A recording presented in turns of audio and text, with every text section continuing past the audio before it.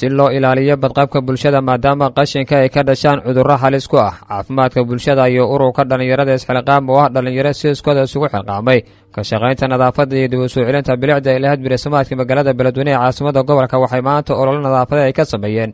Xafada Buundaweyn ee magaalada Beledweyne gaar ahaan suuqa dabageed waa suuqa ugu weyn ee gobolada dhexe isla markaana lagu iibiyo qudaarta loo dhoofiyo gobolada dhexe bari iyo qaybo kamid ah gobolada waqooyi ee dalka gudoomiyaha ururka dhalinyarada Xilqaam iyo qaar kamid ah xubnaha ururkaasi ayaa faahfaahin kooban waxay si wada jir ah uga bixiyeen ololaha nadaafadeed ee maanta ay ka sameeyeen Xafada Buundaweyn waxaana ay sheegeen in toddobaadkiiba hal maalin ay sameeyaan ololaha nadaafadeed gaar ahaan maalinta Jimcaha ah isla markaana ay ka sameeyaan xaafadaha ay ka kooban tahay magaalada Beledweyne waa kuwan ayagoo arrimahaasi ka hadlaya isla markaana fariin u diray cid walba oo ka qayb qaadan karto ololaha nadaafadeed inay ka qayb qaataan lagana caawiyo dhalinyarada Xilqaam agabka looga shaqeeyo nadaafadda waxaana hadalladoodu ka mid ahaa maalin walba oo Jimco ah sidee dhammaan dadkii iga horeeyay asxaabtii iga horeysay ururka dhalinyarada Xilqaam ay u sheegeen afarta xaafado magaalada Beledweyne iska dhaaf dhammaan gobolka Hiiraan oo dhan ay ka shaqeynayaan insha Allah taala maxaa yeelay tabar ayaa la guuraa hadda waxaan taaganahay qaar kamid ah xaafadaha برينا وحن قارد دونا قار كمية دقموين كتم بلدوينة قبل كهيران هذا دقمة بلدوينة كشقي هنا برينا وحن جعلنا هنا وجود من الدمان أفرت الدقمة أو كلاته مركا كل أورك dhalinyarada Xilqaam waa urur cayn kaasa waxay ahayd samata bixinta fatahaada hagaajinta wadooyinka burbursan goobaha caafimaadka iyo bulshada rayidka ah waliba dadkooda la takooro marka maanta waxaan ka shaqeynaynaa Xafada Buundaweyn برينا وحن كشغل دونا جماعة صوص على هدوء إلهي راد إن شاء الله تعالى حافظة كوشن ما شاء الله ما أنت وحن وبلون وحن ودنا هوش سواء نظافة وحن كودنا حافظة بوندوين سوق الدبجيد إلى إيو دونت رجع جبس هوشنا آدي أن ما أرت مركز سوق قبلنا ما هن مدكو مد لبا ما هن جماعة كستوا قبلنا هولن قبلنا ملول بنا كقبلنا وأنا ودنا واحد تاكلين عدة وحن نقصي سنة مالهن جمعدي هل دولار أنا نجس كارورنا أنا سكوتها كلنا وحسن هوشنا كقبنا وأنا وضعنا هدوء إلهي هذا ما أنتنا هول في عنا نص عطر. ururka dhalinyarada Xilqaam ee magaalada Beledweyne maanta waxaan ka shaqeynaynaa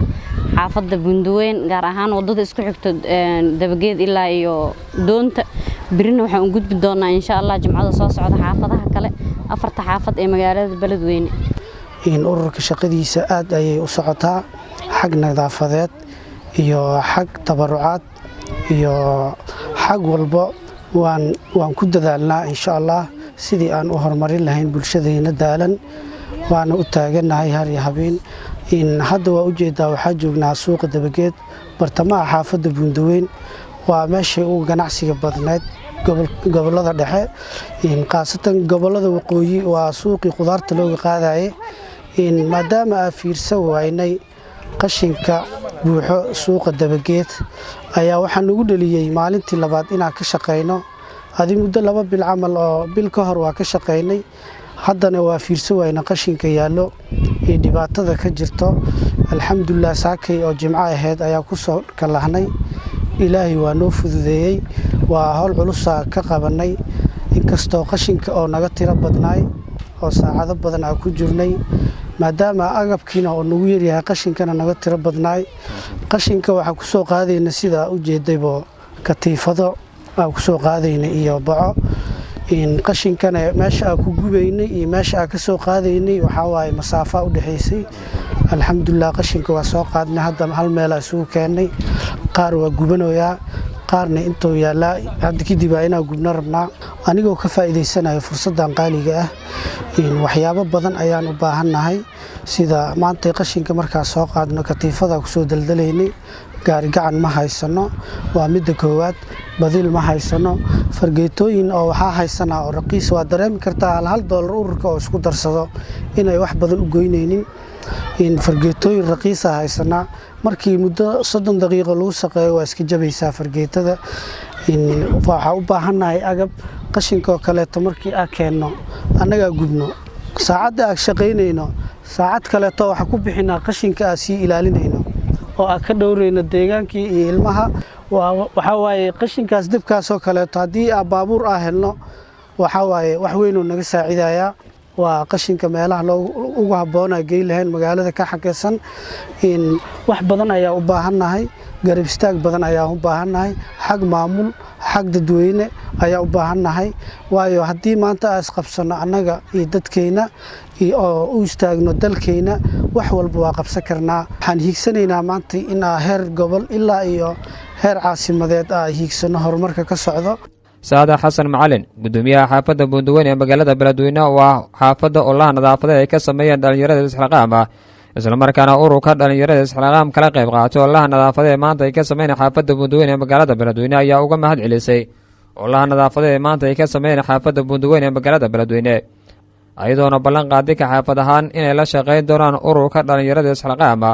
waa dhalinyaro si iskooda isugu xilqaamiyo adeegyada bulshada kulana dardaarantay inay si laabaan olole nadaafadeed ay ka sameynayaan xaafadaha ay ka kooban tahay magaalada Beledweyne ee caasimada gobolka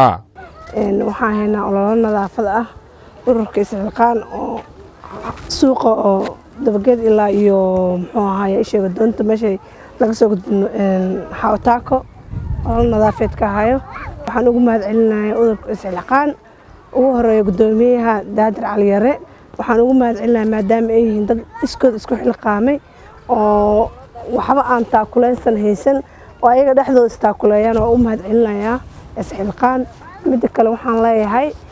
waad mahadsantihiin maadaama aan nadaafadii xaafadda Buundaweyn aad haysin waxaan jeclahay hadduu Ilaahay yiraahdo inay xaafadaha oo dhan saan isi ka daran u nadiifiyaan waan u mahad celinayaa maadaama aan gudoomiyaha Buundaweyn ana garabkooda ahay iyo howlba la garab taaganahay waayo waxa waaye qof oo wax ku taakulay ma leh ayaga dhexdooda waxa iska aruuriyaan lacag dhexdooda maalintaas jimco kasta waxay ka nadaafiyaan xaafadba mar